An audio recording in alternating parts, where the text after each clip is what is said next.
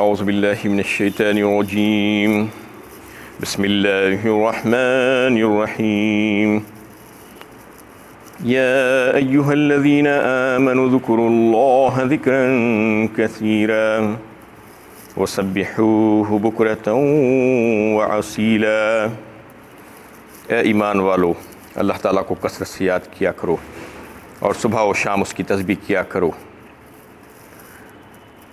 یہ سورہ احزاب کی 41 اور 42 نمبر کی آیت ہے۔ اس میں اللہ تعالیٰ اللہ کے ذکر کے تعلق سے حکم دے رہے ہیں اور کہا جا رہا ہے کہ اے ایمان والو، ذکر اللہ کا کثرت سے کیا کرو۔ اگر آپ دوسرے ساری عبادتوں کے تعلق سے اگر دیکھیں، جیسے ارکان اسلام میں نماز ہے، روزہ، زکوٰۃ، حج، جہاد، جو بھی عبادتیں فرض ہیں، کہیں پر بھی آپ کو یہ بات نہیں ملے گی کہ کثرت سے کرنے کے لیے، کثرت سے کہیں بھی کرنے کے لیے نہیں کہا گیا، بلکہ یہ کہا گیا کہ اس کو اچھی طریقے سے ادا کرو، اور اس کے لیے مقرر کر دیا گیا ہے۔ جیسا نمازیں ہیں، فرض نمازیں کتنی ہیں وہ مقرر کر دی گئی ہیں، ویسے ہی روزے ہیں، دیگر ساری عبادات میں، لیکن اللہ کا ذکر کے تعلق سے کثرت سے کرنے کے لیے کہا گیا ہے۔ اور اللہ کے ذکر کے تعلق سے جو ہے بہت سی آیتیں آپ کو مختلف صورتوں میں ملیں گی۔ سورہ انفال میں بھی اس کا تذکرہ آیا ہے، سورہ جمعہ میں بھی اس کا تذکرہ آیا ہے، اور دیگر صورتوں میں بھی اس کا تذکرہ آیا ہے۔ تو اس میں کثرت سے کرنے کا مطلب یہ ہے کہ یہ ساری عبادتوں کی روح ہے اصل میں۔ ابن کثیر نے ایک روایت کو نقل کیا ہے جس کو حضرت معاذ بن انس رضی اللہ تعالیٰ عنہ روایت کرتے ہیں۔ یعنی کسی شخص نے رسول اللہ صلی اللہ علیہ وسلم سے یہ سوال کیا کہ کون سا مجاہد سب سے زیادہ بہتر ہے اجر و ثواب کے اعتبار سے یا رسول اللہ؟ تو آپ صلی اللہ علیہ وسلم نے فرمایا کہ وہ جو کثرت سے اللہ کا ذکر کرتا ہو۔ اس کے بعد پھر مختلف ایسے ہی سوالات اس شخص نے کیے، کون سا نمازی سب سے زیادہ بہتر ہے اجر و ثواب کے اعتبار سے، کون سا روزہ دار سب سے بہتر ہے اجر و ثواب کے اعتبار سے۔ ہر بار رسول اللہ صلی اللہ علیہ وسلم نے یہی جواب دیا، وہ جو اللہ کا کثرت سے ذکر کرتا ہے۔ یعنی اتنی بڑی اہمیت ہے اللہ کا ذکر کرنے کی۔ اصل میں اللہ تعالیٰ نے اپنے ذکر کو، جو ذکر اللہ جو ہے وہ بڑا آسان کر دیا ہے، بڑا سہل کر دیا ہے، اور اس کے لیے کسی قسم کی کوئی شرائط عائد نہیں کیے ہیں، جیسا کہ دیگر عبادتوں میں آپ کے لیے اللہ تعالیٰ نے شرائط عائد کیے ہیں کہ آپ کو یعنی کچھ اوقات اس کے لیے متعین کیے ہیں کہ جیسے نمازیں ہیں، فجر کا وقت یہ اس وقت کے درمیان پڑھنا ہوگا، ظہر کا وقت ہے تو اس وقت کے درمیان پڑھنا ہوگا، روزے فرض ہے رمضان میں رکھے گئے ہیں۔ لیکن ذکر اللہ کا ایسا نہیں ہے، نہ اس میں وقت کی شرط ہے اور نہ ہی وضو کی شرط ہے اور نہ کھڑے ہو کر کرنے کی شرط ہے، کچھ بھی نہیں ہے۔ الذین یذکرون اللہ قیاما وقعودا وعلی جنوبہم ویتفکرون کہا اللہ تعالیٰ نے سورہ آل عمران میں۔ یعنی وہ لوگ جو تعریف کرتے ہیں، اللہ تعالیٰ ان کی تعریف کرتے ہوئے بتا رہے ہیں کہ وہ لوگوں کا حال یہ ہے کہ وہ اللہ کے ذکر میں لگے رہتے ہیں ہمیشہ، اس طریقے سے کھڑے کھڑے اور بیٹھے بیٹھے اور اپنے پہلوؤں پر لیٹے ہوئے۔ یعنی ہر حال میں ذکر اللہ کا معاملہ یہ ہے کہ کسی بھی حال میں آپ کر سکتے ہیں، چلتے پھرتے، بیٹھے لیٹے، اٹھتے، کام کرتے ہوئے، کچھ بھی کرتے ہوئے آپ اس کا ذکر کر سکتے ہیں۔ تو اللہ تعالیٰ یہ فرما رہے ہیں کہ یہ اتنی بہترین کام ہے کہ یہ دنیا کے جو آپ کے امور ہیں، وہ دنیا کے کام کرتے کرتے آپ جو ہے اگر ذکر اللہ کرتے رہیں گے تو وہ سارے دنیا کے معاملات دین بن جائیں گے اور عبادت بن جائیں گے۔ صبح سے شام تک آپ کچھ نہ کچھ کام میں لگے رہتے ہیں، وہ کاموں کے دوران آپ اگر اللہ کا ذکر کرتے رہے ہیں، سبحان اللہ کہتے رہے ہیں، اللہ اکبر کہتے رہے ہیں، لا الہ الا اللہ کہتے ہیں، کوئی بھی تسبیحات جو آپ پڑھ سکتے ہیں پڑھ لیں، تو اس سے جو ہے اللہ تعالیٰ فرماتے ہیں کہ یہ ایسا بہترین اور فائدے کا کام ہے کہ وہ سارے دنیا کے امور، دنیا کے کام کاج جو دن بھر تم کرتے ہو تو وہ عبادت بن جائیں گے اور وہ تمہارے لیے دین بن جائیں گے۔ تو اس طریقے سے اللہ تعالیٰ نے اس کو آسان کر دیا ہے، اور جو ہے اس کو جو ہے ذکر اللہ کو کثرت سے کرانے کا اللہ تعالیٰ کو کیا فائدہ ہے؟ اللہ تعالیٰ کو کچھ بھی فائدہ نہیں ہے۔ اللہ تعالیٰ تو یہ چاہتے ہیں کہ بندہ غافل نہ رہے، یعنی اللہ سے ہمیشہ ہر حال میں جڑا رہے۔ اللہ تعالیٰ یہ چاہتے ہیں فَاذْكُرُونِي أَذْكُرْكُمْ کہا ایک مقام پر سورہ بقرہ میں، یعنی تم مجھ کو یاد کرو میں تمہیں یاد رکھوں گا۔ اس کا مطلب یہ ہے کہ احادیث میں روایتوں میں یہ بات آئی ہے کہ بندہ جب فرش پر اللہ کو یاد کرتا ہے اور یعنی انسانوں کے بیچ میں یاد کرتا ہے تو اللہ تعالیٰ فرماتے ہیں کہ میں تم کو عرش پر یاد کرتا ہوں، فرشتوں کی مجلس میں یاد کرتا ہوں، اس سے بہترین جگہ پر یاد کرتا ہوں، اس سے بہترین لوگوں میں یاد کرتا ہوں تم کو۔ تو اللہ تعالیٰ یہ چاہتے ہیں کہ بندہ ہمیشہ ہر وقت جڑا رہے اللہ تعالیٰ سے، جو ہے سلسلہ اس کا چلتا رہے اور ربط و تعلق قائم رہے۔ اس لیے جو ہے قرآن کریم میں آپ دیکھیے کہ بے شمار احادیث آپ کو ملیں گی، انبیاء کرام نے جو دعائیں ملیں گی آپ کو، انبیاء کرام نے جو دعائیں کی تھی وہ دعاؤں کا تذکرہ آپ کو ملے گا، وہ دعاؤں کو کرنے کے لیے کہا گیا۔ اس کے علاوہ مسنون دعائیں ہر موقع کے اللہ کے نبی صلی اللہ علیہ وسلم نے سکھلائی ہے ہمیں، یعنی سونے سے پہلے کی دعا، سونے کے اٹھنے کے بعد کی دعا، کھانے سے پہلے کی دعا، کھانے کے بعد کی دعا، پانی پینے کے وقت کی دعا، گھر سے باہر جانے کی وقت کی دعا، گھر میں اندر داخل ہوتے وقت کی دعا، سفر پر جانے کی دعا، یعنی ہر دعا مسنون دعا آپ کو مل جائے گی۔ اور اتنی پیاری پیاری دعائیں اللہ کے نبی صلی اللہ علیہ وسلم نے سکھائی ہے۔ اس کا مطلب یہی ہے کہ وہ کلمات کے ساتھ جو اللہ کے نبی صلی اللہ علیہ وسلم نے جو ہے پڑھے ہیں اور جو دعائیں کیے ہیں اللہ تعالیٰ سے، اس کو یاد کر کے اس کو جو ہے استعمال کرنا چاہیے، اللہ سے دعائیں کرنا چاہیے اور رجوع ہونا چاہیے۔ جیسا کہ بسم اللہ الرحمن الرحیم جو کلمہ ہے وہ بہت غیر معمولی کلمہ ہے، اس کو معمولی نہیں سمجھنا چاہیے، کیونکہ بسم اللہ الرحمن الرحیم کا مطلب یہ ہے کہ اللہ کے نام سے میں شروع کرتا ہوں۔ اس کا مطلب یہ ہے کہ اللہ کی استعانت اور اللہ کی مدد میں چاہتا ہوں۔ تو اس سے یہ ہوگا کہ آپ کے ہر کام میں جب آپ بسم اللہ پڑھیں گے تو اس وقت اللہ کی رحمت اس میں آ جائے گی اور برکتیں آ جائیں گی۔ اللہ تعالیٰ کے نام کی جو برکت ہے وہ اتنی زیادہ برکت ہے کہ آپ اس کا اندازہ نہیں لگا سکتے۔ تو وہ جو ہے یعنی ایک چھوٹی سا کلمہ ہے، آپ چلتے پھرتے اٹھ رہے ہیں آپ بسم اللہ کہہ دیا، اور بیٹھ رہے ہیں بسم اللہ الرحمن الرحیم کہہ دیا، دروازے کو بند کر رہے ہیں بسم اللہ الرحمن الرحیم، دروازہ کھول رہے ہیں بسم اللہ، تو اس سے یہ ہوگا کہ یعنی اللہ تعالیٰ کی برکتیں اس میں آ جائیں گی اور اللہ تعالیٰ کی حفاظت وہ کام میں آ جائے گی جب آپ بسم اللہ الرحمن الرحیم پڑھیں گے۔ آپ اٹھ کر چل رہے ہیں بسم اللہ الرحمن الرحیم پڑھ لیا اور چلنا شروع کر دیا۔ تو اس قسم سے جو ہے یہ کلمات جو ہے سکھائے گئے ہیں، یہ تمام ذکر اللہ ہے اور دعائیں سکھائی گئی ہیں، مسنون دعائیں ہیں، قرآن کی دعائیں ہیں۔ یہ تمام چیزیں سکھانے کا مطلب یہی تھا کہ بندہ ہمیشہ جڑا رہے اللہ سے، تو پھر اللہ تعالیٰ اس کے سارے دنیا کے کاموں کو دین میں بدل دیں گے اور عبادتوں میں بدل دیں گے۔ وما خلقت الجن والانس الا لیعبدون جو کہا گیا ہے، تو انہیں اس کا مطلب یہی ہے سورہ قاف میں کہ انہیں دن بھر تو آپ عبادت نہیں کریں گے، عبادت مطلب یہ نمازیں روزہ تو نہیں رکھیں گے۔ تو لوگ یہ سمجھتے ہیں کہ جن اور انسان کو جو ہے اللہ تعالیٰ نے عبادت کے لیے پیدا کیا ہے تو اس کا کیا مطلب ہے، سمجھ میں نہیں آتی بات۔ تو اس کا مطلب یہ ہے کہ ہمیشہ ہر کام کرتے وقت آپ اللہ کو یاد رکھیں گے، ذکر اللہ کرتے رہیں گے، تو اس کا مطلب یہی ہوگا کہ آپ دن رات اللہ تعالیٰ کی عبادت کر رہے ہیں 24 گھنٹے، جب تک کہ آپ یعنی ہوشیار ہیں، بیدار ہیں، اس وقت تک آپ دعائیں پڑھتے پڑھتے اپنا وقت گزاریں گے۔ جب سونے کے لیے بستر پر لیٹیں گے تو وضو کر کے آپ جو ہے دعا پڑھ کے بستر پر چلے جائیں گے۔ تو اس کا مطلب یہ ہوگا کہ 24 گھنٹے آپ غلامی کو قبول کر لیا ہے اللہ تعالیٰ کی، اور اللہ تعالیٰ کے ذکر میں آپ اپنے آپ کو لگا لیے ہیں۔ تو اس کا مطلب یہ ہوگا کہ آپ عبادت کر رہے ہیں، وہ سارا وقت آپ نے اپنی عبادت میں گزار دیا، یعنی دن رات آپ نے عبادت میں گزار دیا۔ تو اس کا مطلب یہی تھا۔ تو اللہ تعالیٰ یہ چاہتے ہیں کہ دن اور رات میری تسبیح اور میری پاکی بیان کرتے رہو۔ هو الذی یصلی علیکم وملائکتہ لیخرجکم من الظلمات الی النور وکان بالمؤمنین رحیما۔ اللہ ہی تو ہے جو تم پر اپنی رحمت نازل فرماتا ہے اور اس کے فرشتے تمہارے لیے نزول رحمت کی دعائیں کرتے رہتے ہیں تاکہ تم کو تاریکیوں سے نکال کر روشنی کی طرف لے آئیں، اور وہ مومنوں پر بڑے ہی رحیم ہیں۔ یعنی اللہ تعالیٰ ہمیشہ اپنے بندوں پر رحمت نازل فرماتے ہیں، اس کے فرشتے رحمت کی دعا کرتے ہیں بندوں کے لیے اللہ کے، اور تاکہ جو ہے ان کو جو گمراہیوں میں پڑے ہیں، جو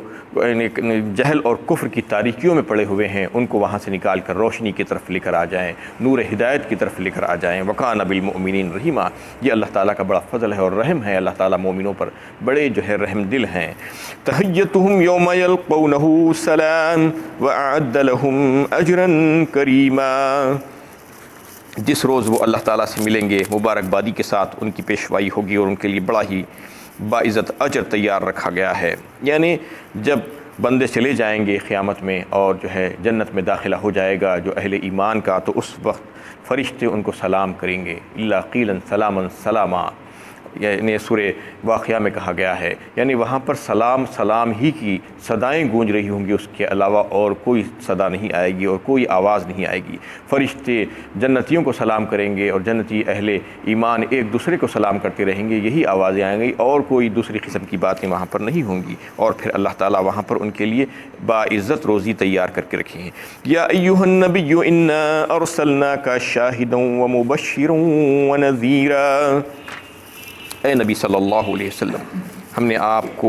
گواہی دینے والا اور اہل ایمان کو جنت کی خوشخبری سنانے والا اور ڈرانے والا بنا کر بھیجا ہے۔ اس میں اللہ کے نبی صلی اللہ علیہ وسلم کو کی 3 اوصاف بیان کیے گئے ہیں۔ سب سے پہلی صفت آپ کی شاہد کہا، شاہد گواہی دینے والا، یعنی ایک روایت میں آتا ہے کہ نبی کریم صلی اللہ علیہ وسلم نے امتیوں کو وضو کے جو نشانات ہوں گے اس کے ذریعے سے پہچان لیں گے، وہ چمکتے ہوئے ہوں گے قیامت میں۔ یعنی وضو کر کے جو بندہ نماز پڑھتا ہے اچھی طریقے سے تو وہ نشان اللہ تعالیٰ اس کو روشن فرما دیں گے، وہ سارے اعضاء کو، وہ اعضاء کی جو روشنی ہوگی اس کی وجہ سے نبی کریم صلی اللہ علیہ وسلم اس وقت جو ہے اپنے امتیوں کو پہچانیں گے۔ اور یہ ہے کہ فَكَيْفَ إِذَا جِئْنَا مِنْ كُلِّ أُمَّةٍ بِشَهِيدٍ وَجِئْنَا بِكَ عَلَىٰ هَٰؤُلَاءِ شَهِيدًا، سورہ نساء پارہ 5 میں اللہ تعالیٰ نے اس بات کا تذکرہ کیا ہے کہ ہم اس وقت اس دن ہر امت میں سے ایک گواہ نکال کر کھڑا کریں گے۔ وہ گواہ کون ہوگا؟ اس امت کا پیغمبر ہوگا، اور پیغمبر گواہی دے گا اپنی امت کے تعلق سے کہ یا اللہ میں نے آپ کا پیغام اپنی امت کو، اپنی قوم کو پہنچا دیا تھا، اگر یہ بات نہیں مانے ہیں تو اس میں میرا قصور نہیں ہے۔ اور پھر ان کی گواہی کے بعد نبی کریم صلی اللہ علیہ وسلم کی گواہی ہوگی ان تمام کے اوپر، اور اللہ تعالیٰ ان سے گواہی لیں گے اور آپ صلی اللہ علیہ وسلم گواہی دیں گے۔ اس علم یعنی یقینی علم کی بنیاد پر جو اللہ تعالیٰ نے وحی کے ذریعے سے قرآن میں جو نازل فرمایا تھا، ان تمام انبیاء کرام کا ذکر کیا تھا، تذکرہ کیا تھا، وہ یقینی علم کی بنیاد پر آپ صلی اللہ علیہ وسلم ان تمام انبیاء کرام کے اوپر گواہی دیں گے کہ یا اللہ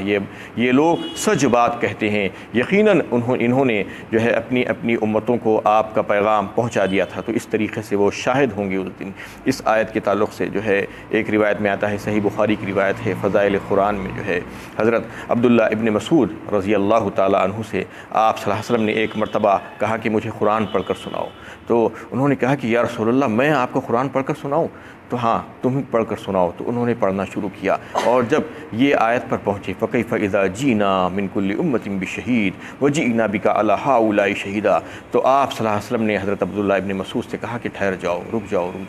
تو وہ جو ہے رک گئے، تو وہ کہتے ہیں کہ میں نے دیکھا کہ رسول اللہ صلی اللہ علیہ وسلم کی آنکھوں سے آنسو رواں ہیں۔ یعنی یہ آیت پر آنے کے بعد آپ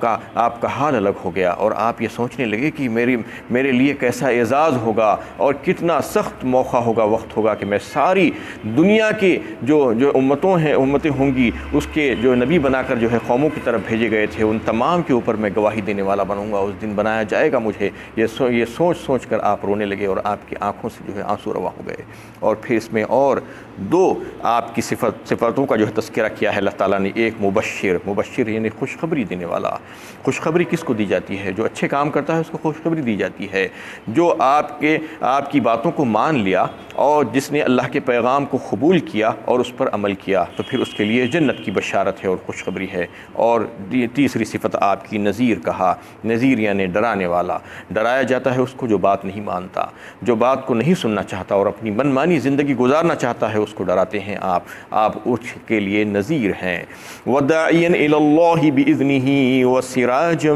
مُنِيرًا، اور اس کے حکم سے اللہ کی طرف بلانے والا، اور آپ کو روشن چراغ کہا اللہ تعالیٰ نے۔ یعنی اللہ کے نبی صلی اللہ علیہ وسلم داعی ہے، سب سے پہلے داعی الی اللہ، یعنی اللہ کی طرف، اللہ کے نزدیک بلانے والے، اللہ کے راستے پر بلانے والے ہیں آپ لوگوں کو۔ اور پھر آپ کی ایک صفت سراج منیرہ کہا، روشن چراغ۔ روشن چراغ کا کیا مطلب ہے؟ یعنی جیسا کہ سورج نکلتا ہے تو ساری دنیا روشن ہو جاتی ہے، اس سے روشنی ساری دنیا والے لیتے ہیں، اس سے استفادہ کرتے ہیں، ویسا ہی آپ صلی اللہ علیہ وسلم کو اللہ تعالیٰ نے مبعوث کیا تو ساری دنیا میں جو تاریکیاں پھیلی ہوئی تھی، جو کفر اور شرک کی جو ہے جہالت اور تاریکی تھی، اس میں روشنی آ گئی اور سارے راستے جو ہے صاف نظر آنے لگے۔ اب جو چاہے وہ راستے کو اختیار کرے، جو چاہے نہ اختیار کرے، آپ اس راستے کی طرف بلانے والے ہیں۔ تو اس راستے کی طرف جب آپ بلائے تو جو ہے جو مومنین کے جو قلوب تھے وہ جو ہے نور قلب کے، آپ کے نور قلب سے جو ہے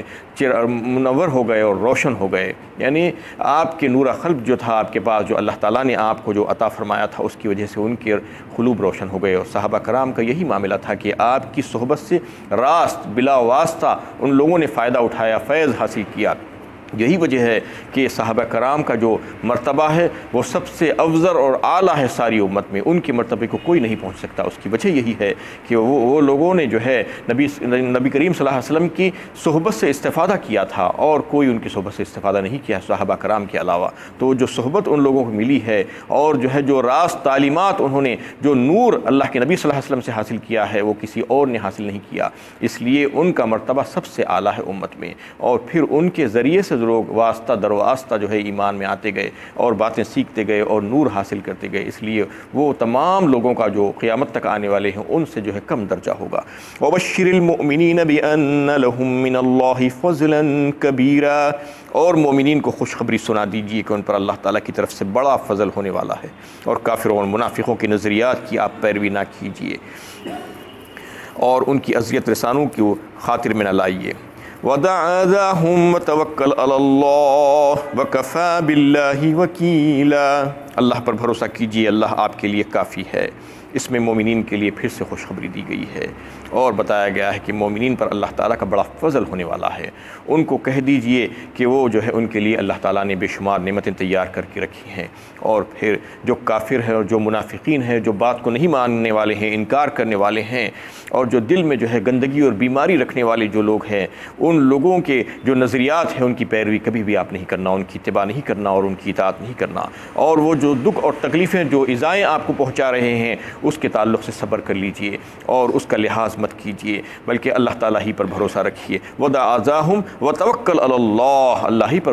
آپ کو اور تمام مومنین کو بھروسہ رکھنا چاہیے۔ وَكَفَى بِاللَّهِ وَكِيلًا، یقیناً اللہ تعالیٰ پر بھروسہ رکھنے والے ہمیشہ کامیاب رہیں گے، اور اللہ تعالیٰ ان تمام لوگوں کے لیے کافی ہے۔ وآخر دعوانا ان الحمد للہ رب العالمین۔